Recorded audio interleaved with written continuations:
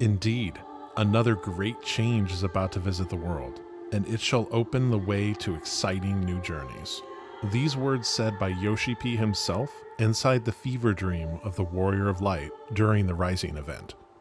Yoshi P loves being cryptic and dropping hints as to what's to come. But what could this mean? Myself, I think it'll be a new on-ramp into the MSQ for the new player experience, and a reset of jobs, gathering, and crafting classes. One where all the Warriors of Light start at the same point again. No more telling new players that it gets better, or having your friend try the game just to tell them that they can join you in the current raid after they complete 300 hours of MSQ.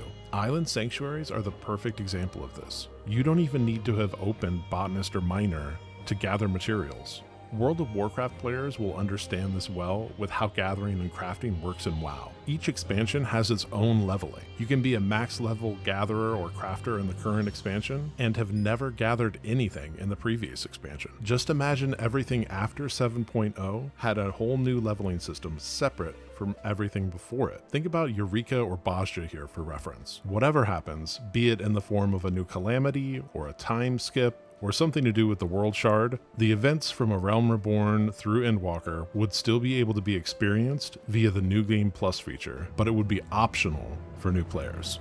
Other MMOs have done the same kind of thing to streamline content to make it so new players didn't feel so far behind and that they would never catch up. World of Warcraft players will again recognize this with Chromie here. During the Rising event quest, the Wandering Minstrel mentions to the Warrior of Light his greatest interest is the recent rise in the ranks of adventurers, and his want to bring the different generations of adventurers together. The Rising event follows the story of a new adventurer. If we would capture the former, we cannot well disregard the latter. The minstrel goes on to ask both the Warrior of Light and the new adventurer to find an object with a connection to the calamity.